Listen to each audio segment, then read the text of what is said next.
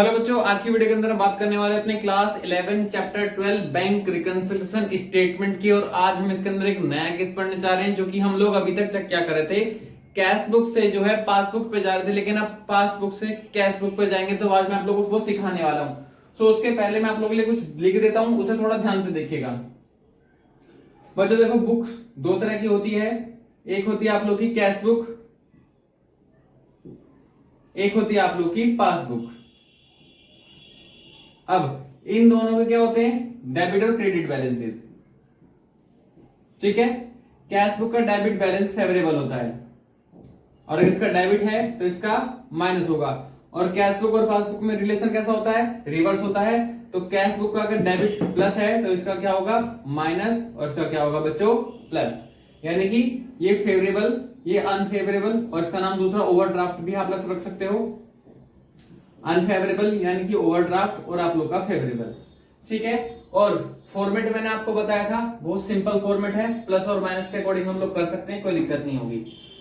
ये प्लस और ये माइनस, ये हमारा यहाँ पे क्या हो गया बच्चों, पर्टिकुलर, और यहाँ पे लिखते हैं हम लोग बैलेंस एज पर जो भी क्वेश्चन के अंदर गिवन होगा, कैश बुक या पासबुक। हमारा आज कॉन्सेप्ट पासबुक का है, तो हम पासबुक रखेंगे, और बाकी देखेंगे कि डेबिट है क्रेडिट है। सो प्लीज मेरी वीडियो को आगे देखने से पहले चैनल को सब्सक्राइब कर लें अगर अभी तक आप लोगों ने नहीं किया है, और मेरे वीडियो को लाइक कर दें। सो मैं अपने क्वेश्चन जो है एक एक लाइन आपके सामने पढ़ूंगा, सो आप लोग देखना। क्वेश्चन कहता है कि debit balance shown by the bank statement. Bank statement यानी कि पासबुक, और पासबुक का बैलेंस मतलब नेगेटिव। तो हम क्या करेंगे, इसे स्टार्टिंग में कहां लिख देंगे बच्चों, नेगेटिव साइड लिख देंगे। कितने रुपए हमारा, 17,800 रुपए। अब यानी कि आपको बैलेंस कौन सा गिवन है, डेबिट बैलेंस, और ब्रैकेट में लिख देना आप लोग डेबिट। यानी कि अब फिक्स क्या हो गई आप लोगों की, पासबुक आप लोगों की फिक्स हो गई, जबकि जो भी प्लस माइनस करना है अब किसको करना है, कैश बुक में। ठीक है, यानी कि हम कैश बुक में अब कोई भी प्लस या माइनस नहीं करेंगे, जो भी प्लस माइनस करना है हमें किसमें करना है, अपनी पासबुक में। पहला कॉन्सेप्ट, चेक ऑफ रुपीज 21,600 पर इशूड। हमने कुछ चेक इशू करे बच्चों। इस बार मैं बैंक हूं, कंपनी नहीं हूं, आप लोग कौन हो, कंपनी हो। ठीक है, तो चेक आप लोगों ने इशू करे और आप लोगों ने एंट्री पास कर ली, but only cheque of rupees 14,800 present for the bank. आप लोगों ने चेक इशू कर दिया, तो आप लोगों ने अपनी कैश बुक जो है 21,600 से घटा दी। जिसे चेक इशू करते वो उनमें से कुछ 14,800 के व्यक्ति मेरे पास चेक पैसे लेने आ गए, और मैंने भी जो है 14,800 की पेमेंट कर दी। बच्चों सुनो, आपके पास है कैश बुक, आप लोगों ने कितने पैसे घटाए, 21,600 से अपनी कैश बुक घटा दी, जबकि मेरे पास पैसे लेने के लिए कितने आए केवल लोग, 14,800। तो मैंने 14,800 जो है घटा दिया। जबकि कैश बुक और पासबुक, अब हमें कैश बुक को फिक्स रखना है, जो भी प्लस माइनस करेंगे इसमें करेंगे पासबुक में। तो जो है मैं दोबारा बता रहा हूं, कैश बुक जो है आप लोग की 21,600 से घटी, जबकि जो पासबुक है वो 14,800 से घटी। तो डिफरेंस कितना है, हम 6200 रुपए का हम क्या करेंगे, इसको जो है और घटा देंगे। कितने रुपए, 6800, सॉरी, माइनस करना है। तो आप लोग लिखना चेक इश्यूड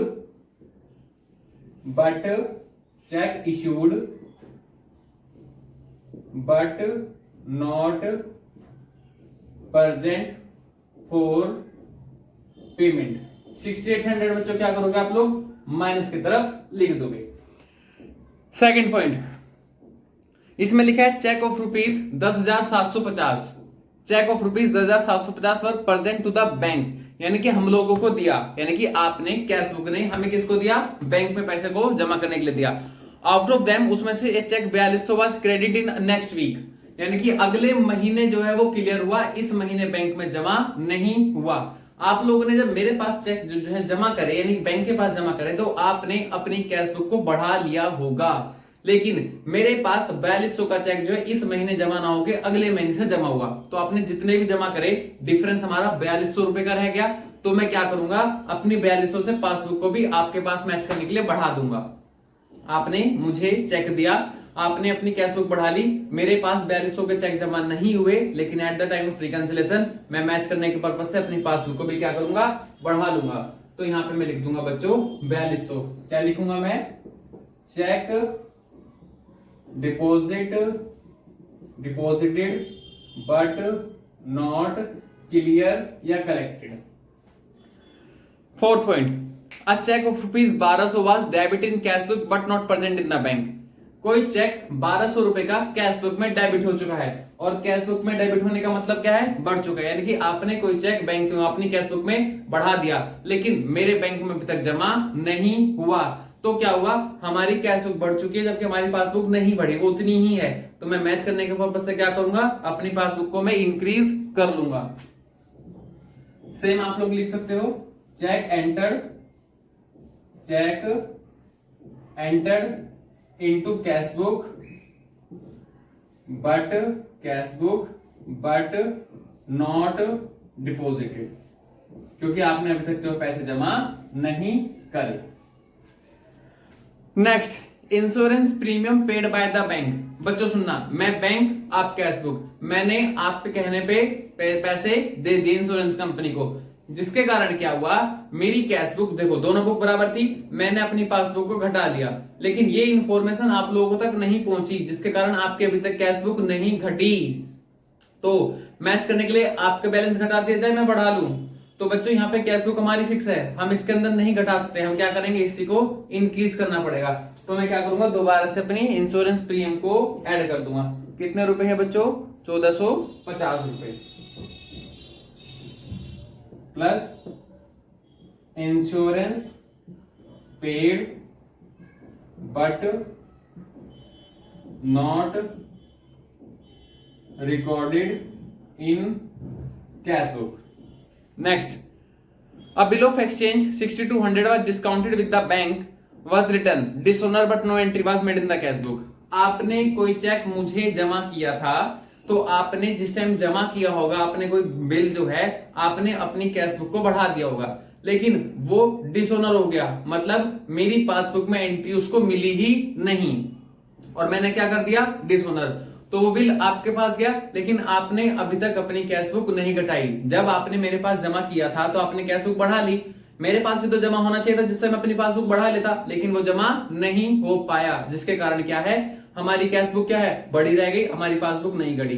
जबकि हमारे पास फिक्स क्या है, इस बार कैश बुक फिक्स है, यानी कि इसमें हम प्लस माइनस नहीं करेंगे, तो मजबूरी में मुझे क्या करना पड़ेगा, पासबुक को ही बढ़ाना पड़ेगा।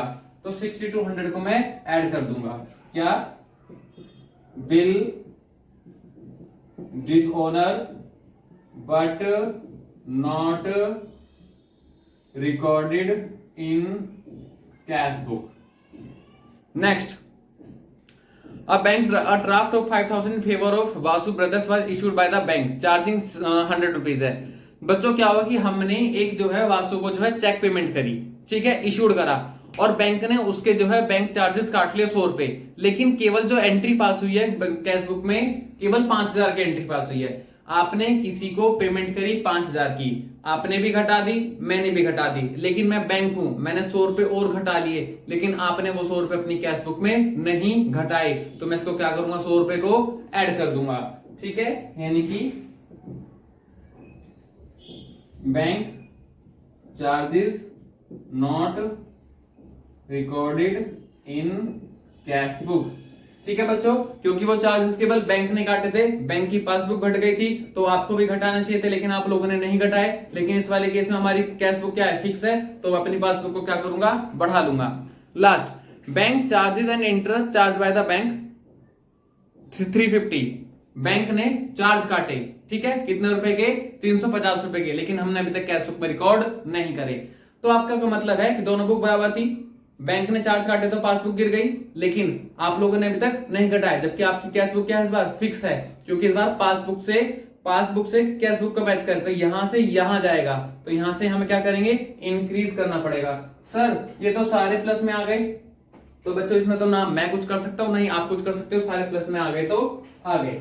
कॉन्सेप्ट को आपको ध्यान रखना है, क्या है, bank charges not recorded in cash book. बच्चों बहुत सिंपल है, बस प्लस माइनस करना है, सारी चीजें ट्रांजेक्शन हो चुकी हैं। अब आप लोगों को एंड में क्या लिखना है, balance as per cash book, ठीक है, ये पासबुक था, तो यहां पे क्या आएगा, कैश बुक निकल के एंड में इन दोनों का आपको टोटल लिखना है, यहां पर टोटल लिख दिया, डिफरेंस बचेगा चाहे इधर चाहे इधर, आप लोगों को लिखना है balance as per the cash book. अगर आप लोग की मेरी बात समझ में आई हो, वीडियो पसंद आई हो, कंटेंट पसंद आया तो प्लीज वीडियो को लाइक कर देना, चैनल को सब्सक्राइब कर देना, वीडियो को शेयर कर देना। अगर आप लोग की कोई क्वेरी है, कोई कमी है तो आप लोग प्लीज मुझे कमेंट में जरूर बताना। आप लोग को 100% जो है क्वेश्चन क्वेरी सोल्व मिलेगी। थैंक यू भाई।